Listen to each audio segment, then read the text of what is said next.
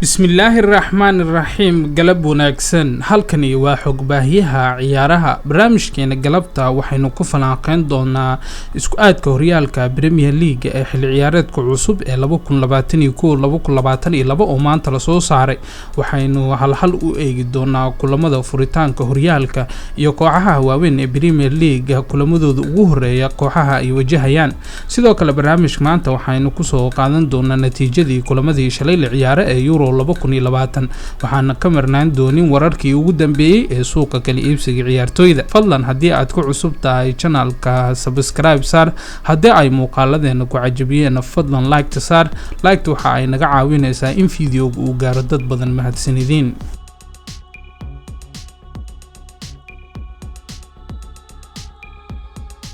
aynu ku bilawnay inta aynan u gudbin falanqeynta kulamada horyaalka Premier League ee xilli ciyaareedka soo socda aynu markaan eegno natiijada kulamadii shalay la ciyaaray ee Copa Euro 2020 iyo kuwa maanta dhici doona shalay ayaa la ciyaaray laba kulan oo ahaa kuwii ugu dambeeyay ee kulamadii ugu horeeyay ee gruubyada waxaana gruubka dhimashada uu ahaa kii ugu dambeeyay ee shalay la ciyaaray xulka Hungary ayaa martigeliyay Portugal waxaana ciyaarta ay u muuqatay mid ku soo gabagabowday ever ilaa 10 daqiiqo u dambeysay ciyaarta oo ay Portugal kala yimaadeen 3 gool waxaana laba kamid ah u dhaliyay kabtankooda Cristiano Ronaldo ciyaartii adkeed ayaa ahayd xalay 10 habeenimo dhaxmartay xulalka France iyo Germany xulka Germany ayaa la filayay in si fudud loo dardari doono inkastoo laga badiyay haddana ma aysan u muuqan Germany sida dadka qaar ay moodayeen oo waxa ay soo bandhigeen kubad fiican laakiin xulka France ayaa ahaa midka ugu fiican ee meel walba oo ciyaarta kamid ah controlay xulka France ayaa ciyaarta guusha ay ku raacday gool iyo ever waxaana goolka iska dhaliyay daafaca kooxda kubadda cagta ee Borussia Dortmund iyo xulkaasi Jarmalka Mats Hummels maanta ayaa la ciyaari doonaa bilowga kulamada labaad ee gruubyada waxaana wada ciyaari doonaa ciyaarta ugu horeysa ee galabta xulalka Finland iyo Russia waxaana xigi doonta ciyaarta dhexmari doonta xulalka Turkiga iyo Wales caawa 7 waxaana ciyaarta ugu dambeysay ee 10 habeenimo ay dhexmari doonta xulalka Italy iyo Switzerland markana aynu eegno horyaalka Premier League waxaa maanta la soo shaac bixiyay oo si rasmi ah loogu dhawaaqay isku aadka horyaalka Premier League xilli ciyaareedka soo socda ee 2021-2022 sanadkan ayuu ka duwanaan doonaa sanadadii hore horyaalka Premier League waxaana tartanka guuleysashada horyaalka uu noqon doonaa mid aad u xiiso badan kooxo dhowr ah ayaa ku tartami doona sanadkan hanashada horyaalka iyadoo kooxaha ugu horeeya ee loo saadaalinayo haatan horyaalka yihiin kooxaha Manchester City iyo Chelsea oo wada ciyaaray finalka Copa Champions League laakiin lama yasi karo kooxda Liverpool oo horeyba ka bilowday ganacsigeeda iyadoo la soo wareegtay daafac adag ee Konate haddii aynu eegno kulamada furitaanka horyaalka Premier League isbuuca ugu horeeya kooxda kubadda cagta ee Brentford oo u soo gudubtay horyaalka Premier League sanadkan ayaa martigelin doonta kooxda kubadda cagta ee Arsenal halka kulanka labaadna ay ciyaari doonaan kooxaha Burnley iyo Brighton Chelsea ayaa martigelin doonta Crystal Palace halka kooxda Southampton ay u safri doonto kooxda kubadda cagta ee Everton Leicester City ayaa martigelin doonta kooxda Wolverhampton oo ciyaari doonta horyaalka Premier League oo uusan maamuleyn tababarahoodii Nuno Espirito Santo kooxda Manchester United ayaa Old Trafford ku martigelin doonta kooxda Leeds United halka kooxda West Ham United ay u safri doonto garoonka St James Park ee kooxda Newcastle halka kooxda haatan soo laabatay ee Norwich City ay la ciyaari doonto kulankeeda ugu horeeyay horyaalka 2021-2022 kooxda kubadda cagta ee Liverpool balse kulanka ugu adag furitaanka horyaalka isbuuciisa ugu horeeya ayaa ah kulanka dhexmari doona kooxaha Tottenham Hotspur iyo kooxda heysata horyaalka ee Manchester City kooxda Watford ayaa la ciyaari doonta Aston Villa kulanka ugu dambeeya ee horyaalka markana haddii aynu eegno 6 kooxood ee ugu waaweyn Premier League 6dooda kulan ee ugu horeeya kooxda kubadda cagta ee Arsenal ayaa u muuqata mid dheelaysa kulamo aad u adag 6deeda kulan ugu horeysa iyadoo kooxaha ay la ciyaaraysa ay kamid yihiin Chelsea iyo kooxda kubadda cagta ee Manchester City markana haddii aynu eegno kulamada ugu horeeya ee Gunners ay ciyaarayso kooxda kubadda cagta ee Gunners ayaa la ciyaari doonta kulankeeda furitaanka kooxda hadda u soo gudubtay horyaalka ee Brentford. Kulankeeda labaad ay ku martigelin doontaa garoonka Emirates kooxda kubadda cagta ee Chelsea, halka kulankeeda saddexaad ay u safri doonto kooxda difaacanaysa horyaalka ee Manchester City, waxaana kulankeeda afraad ay la ciyaari doontaa Norwich City. kan shanaadna waxa ay u safri doontaa kooxda Burnley. kulankeeda lixaad ayaa noqon doona London Derby, iyadoo garoonka Emirates ku martigelin doonto kooxda ay isku magaalada ku xifiltamaan ee Tottenham Hotspur. markana aynu eegno kooxda kubadda cagta ee Chelsea ayaa kulankeeda furitaanka garoonka Stamford Bridge ku martigelin doonta kooxda Crystal Palace. kulankeeda labaad ayay la ciyaari doontaa kooxda Arsenal, halka kan saddexaadna ay u safri doonto kooxda Liverpool. Aston Villa ayay la ciyaari doontaa kulankeeda afraad, halka keeda shanaadna ay la ciyaari doonto kooxda kubadda cagta ee Tottenham Hotspur, halka keeda lixaadna ay marti gelin doonto kooxda kubadda cagta ee Manchester City. haddii aynu eegno Liverpoolna, kooxda kubadda cagta ee Liverpool ayaa xilli ciyaareedkii dhammaaday u muuqatay mid aysan suurtagal ahayn xataa inay ka mid noqoto Champions League kooxaha usoo baxaya, ayse ugu dambeyntii ku dhammaysatay horyaalka kaalinta saddexaad. kooxda Liverpool ayaa u muuqata mid heshay kulamo aad u fudud bilowga horyaalka marka laga reebo kooxda kubadda cagta ee Chelsea. kulanka ugu horeeya ee kooxda Liverpool ee horyaalka ayaa noqon doona mid ay la ciyaari doonto kooxda kusoo laabatay horyaalka ee Norwich City, waxa ayna kulanka labaad la ciyaari doontaa kooxda Burnley, kadib ayay waxa ay martigelin doontaa kooxda Chelsea, waxa u xigi doontaa Leeds United, kadib waxa ay la ciyaari doontaa Crystal Palace, halka kulankeeda lixaadna ay la ciyaari doonto kooxda Brentford. kooxda difaacanaysa horyaalka ee Manchester City ayaa iyadana ciyaari doonto kulamo aad u adag lixdeeda kulan ugu horeysa, inkastoo marka loo fiiriyo Manchester City aysan jirin baa isleedahaba kulamo aad u adag oo ay dheelayso maadaama ay tahay kooxda ugu xooga badan horyaalka. kulankeeda ugu horeeya ee furitaanka horyaalka ay Manchester City la ciyaari doonto kooxda Tottenham Hotspur, halka kulankeeda labaad ay la ciyaari doonto kooxda horyaalka kusoo laabatay ee Norwich City, waxaana kulankeeda saddexaad ay la ciyaari doontaa Arsenal, keeda afraadna waxa ay la ciyaari doontaa Leicester City. kulankeeda shanaad ayaa noqon doona midka ay martigelinayso Southampton, waxaana kulankeeda lixaad ay la ciyaari doontaa kooxda finalka ee Champions League ay isku wajaheen ee Chelsea. markana aynu eegno kooxda isku magaalada ka dhisan yihiin ee Manchester United ayaa marka loo fiiriyo lixda kooxood ee ugu waaweyn horyaalka u muuqata mid heshay kulamada ugu fudud ee daafurka horyaalka. kooxda Manchester United ayaa kulankeeda ugu horeeya la ciyaari doonta kooxda Leeds United, waxaana u xigi doona kooxda Southampton, halka kulanka saddexaad ay la ciyaari doonto Wolverhampton, waxaana kulankeeda afraad ay la ciyaari doontaa kooxda Newcastle United, halka kulankeeda shanaad ay la ciyaari doonto kooxda West Ham United. kulanka lixaadna waxa ay la dheeli doontaa kooxda kubadda cagta ee Aston Villa. kooxda ka dhisan London ee Tottenham haddii aan fiirinina, kulankeeda ugu horeeya waxa ay la ciyaari doontaa kooxda Manchester City, kulankeeda labaad ayaa noqon doona kooxda Wolverhampton, halka kulanka saddexaad ay la ciyaari doonto kooxda soo laabatay ee Watford. kulankeeda afraadna waxa uu noqon doonaa Crystal Palace, halka labada kulan ee ugu dambeeyay lixda kulan ee ugu horeysa horyaalka ay la ciyaari doonto kooxaha isku magaalada ka xifaaltamaan ee Chelsea iyo Arsenal. markalna aynu eegno kulamada sida aadka ah loo sugayo ee qof walba indhaha ku heeso. aynu ku bilownay kulanka Manchester Derby. kulanka ugu horeeya ee kooxaha Manchester ay ciyaari doonaan ayaa ka dhici doona garoonka Old Trafford,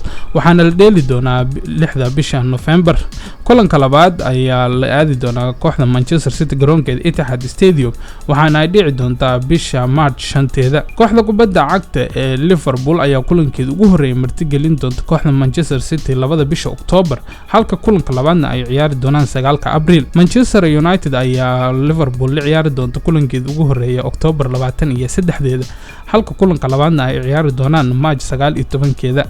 kooxda kubadda cagta ee Chelsea ayaa Manchester City martigelin doonta September 25teeda kulankeeda ugu horeeya oo ka dhici doona garoonka Stamford Bridge, halka kulanka labaad ee Etihad Stadium uu dhici doono January 15keeda sanadka 2022. kooxda Everton iyo Liverpool ayaa kulankooda ugu horeeya ciyaari doona 30 November, halka kulanka labaadna ay ciyaari doonaan 23 Abriil. kulanka London Derby ayaa kulankiisa ugu horeeya waxa uu ka dhici doonaa garoonka Emirates Stadium 25 September, waxaana kulanka labaad la dheeli doonaa January 15keeda. haddii ay taariikh ahaan fiirsana waxa isku waqti noqon doonaan kulamada ay ciyaarayaan kooxaha Chelsea iyo Manchester City. kooxda Arsenal ayaa martigelin doonta Chelsea kulankeeda ugu horeeya August 21, halka kulanka labaadna ay ku ciyaari doonaan Stamford Bridge 12 bisha Febraayo. kooxda Manchester United ayaa martigelin doonta Arsenal kulankeeda ugu horeeya 30 November, halka kulanka labaad ee Emirates uu dhici doono Abriil 23deeda. dhageyste ama daawade ayaad u saadaalinaysaa sanad sanadkan inuu ku guuleysan doono horyaalka Premier League yaasi isleedahay waa u soo bixi doonaan kaalmaha Champions League lagu ciyaari doono sanad xigta. markana aynu eegno wararkii ugu dambeeyay ee suuqa kala iibsiga ciyaartooyda. sida wararkii imaanaya dhanka Talyaaniga ay tilmaamayaan, kooxda kubadda cagta ee Liverpool ayaa isha la raacaysa qadka dhexe ee kooxda Brighton Pascal Gross. wargeyska Tutto Mercato ayaa warinaya in qadka dhexe ee kooxda Brighton uu soo jiidanayo kooxa ka dhisan Talyaaniga iyo England xagaagan. wargeyska ayaa qoray in tababaraha kooxda Liverpool Jurgen Klopp uu indhayn ku hayay laacibka 30 jirka ah ee reer Jarmal xilli ciyaareedkii dhamaaday, waxaana qaab ciyaareedka laacibkani uu ku soo bandhigay Brighton uu noqday mid uu ku qancay macallin Klopp. sidoo kale wargeyska Calcio Mercato ayaa daabacay in kubad sameeyaha kooxda reer England uu soo jiiday kooxa ka dhisan Talyaaniga, waxaana 4 xilli ciyaareed oo uu ku sugnaa England oo u saftay kooxdiisa 137 kulan waxaana uu dhaliyay 15 gool. 30 jirkan ayaa kooxda Brighton kaga soo biiray koox yar oo ka dhisan Jarmalka oo lagu magacaabo FC Ingolstadt, waxa uuna ku fadhiyaa kaliya 3 milyan oo euro. dhanka kale, sida ay qortay jariirada ka soo baxday Spain ee Fichajes, kooxda Real Madrid ayaa dalab ka gudbin karta daafaca kooxda Inter ee Milan Skriniar. naadiga Blancos-ka ayaa u baahan inay adkayso daafaceeda, waxaana wararka qaar ay tilmaamayaan in Real ay xidigan bedel uga dhigayso daafaceeda reer Faranse ee Raphael Varane oo lagu waday inuu ka hayaamo garoonka Bernabeu ee ku ciyaarto kooxda Real Madrid. kooxda Inter ayaa waxa ay suuqa dhigtay dhammaan ciyaartooydeeda sanadkan maadaama kooxda ay soo wajahday dhaqaale xumo, waxaana macquul ah in ay fasaxdo daafaceeda haddii qiimo fiican loo soo bandhigo. daafacan oo ka soo qalin jabiyay akademiyada kooxda MSK Zilina ee wadanka Slovakia ayaa horyaalka Talyaaniga ku soo biiray 2016 isagoo ka mid noqday naadiga Sampdoria. bandhigiisii wacnaa ee uu ku soo bandhigay Sampdoria ayaa sababtay inuu u dhaqaaqdo kooxda heysata horyaalka Talyaaniga Inter sanadkii 2017, 18 bilood kadib markii uu ka mid noqday kooxda Sampdoria. laacibkan ayaa u saftay kooxdiisa Inter ilaa iyo imanka 167 kulan, waxa uuna dhaliyay 7 gool. Skriniar ayaa ka mid ahaa lafdhabarta tababarihii shaqada naadiga reer Azzurri isaga tagay ee Antonio Conte, waxaana uu ka caawiyay kooxdiisa ku guuleysiga koobka Scudetto ee Talyaaniga. dhinaca kale, kooxda kubadda cagta ee Manchester City ayaa kula biirtay kooxda Liverpool dagaalka loogu jiro helidda saxiixa daayarka qadka dhexe ee kooxda Borussia Mönchengladbach iyo xulka Jarmalka Florian Neuhaus. kooxda Liverpool ayaa u calaamaday xidigan inuu yahay bedelka u wacan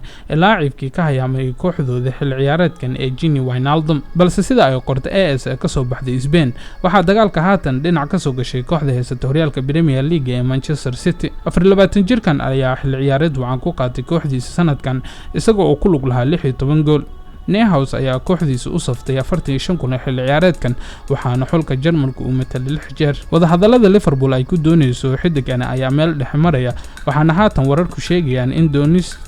adeega laacibkani ay ku soo biireen kooxaha Manchester City, Juventus iyo Bayern Munich. kooxda Mönchengladbach ayaa xidigeeda ku qiimeysay lacag dhan 35 milyan pound. dhanka kalena, El Confidencial oo soo xiganaysa Code Offside ayaa qortay in kooxda reer England ee Manchester United ay u muuqato mid looga adkaaday saxiixa laacibka daafaca xulka Faransa iyo kooxda Real Madrid Raphael Varane. 28 jirkan caalamiga ah ayaa gabagabadii xilli ciyaareedkan ku wargeliyay kooxdiisa inuu doonayay isaga hayaamida Spain, waxaana kooxaha sida xooga loola xiriirinayay ka mid ahayd kooxda Red Devils. tababaraha kooxda United ee Ole ayaa taageero weyn u ah xidigani, waxa uuna doonayaa inuu keeno garoonka Old Trafford si uu uga garab ciyaarsiiyo kaftanka kooxda ee Harry Maguire, balse daafaca Real Madrid ayaa dooqiisa yahay inuu ku laabto wadankiisa, waxaana haatan saxiixiisa hogaaminaysa naadiga Paris Saint-Germain. Real Madrid ayaa ku qiimeysay xidigeeda 60 milyan oo euro, waxaana heshiiskiisa ka harsan kaliya wax ka yar 12 bilood. dhinaca kalena, kooxda reer Spain ee Atletico Madrid ayaa ku dhow soo xirgelinta laacibka qadka dhexe ee kooxda Udinese Rodrigo de Paul. xidiga reer Argentina ayaa haatan wadankiisa ku matalaya Copa America,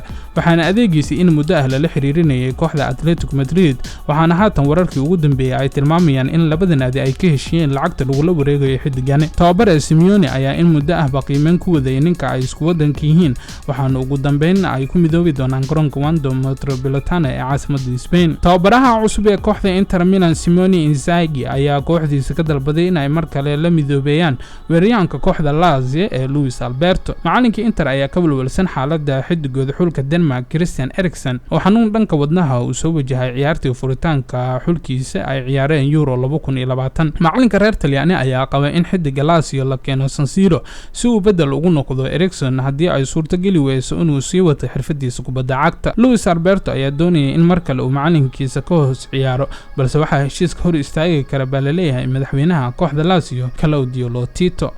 ugu dambeyntiina kooxda kubadda cagta ee Manchester City ayaa u dhaqaaqaysa xidiga kooxda Real Sociedad ee Mikel Oyarzabal xagaagan. garabka xulka Spain ayaa marka la qabtay indhaha Sky Blue, waxaana 24 jirkan doonaysa kooxda in ay bedel uga dhigto dhowr ciyaartooy ay macquul tahay in kooxda ay fasaxdo xagaagan. kooxda City ay macquul tahay in ay ka baxaan xidigaha Bernardo Silva iyo Raheem Sterling, waxaana bedelkooda ay City daneynaysaa laacibka kooxda Real Sociedad. Oyarzabal ayaa khibrad ahaan ka duwan laacibintan, balse booskiisa joogtada ah ee afartii xil ciyaareedii u dambeysay ka haysta naadiga reer Spain ayaa ku riixaysa citizenka inay u dhaqaaqaan. Tababar Guardiola ayaa xil ciyaareedka la soo dhaafay doonaya laacibkan, balse ugu dambeyn go'aansaday inuu u dhaqaaqo Ferran Torres. barnaamijkeeni galabtana waa inaga inta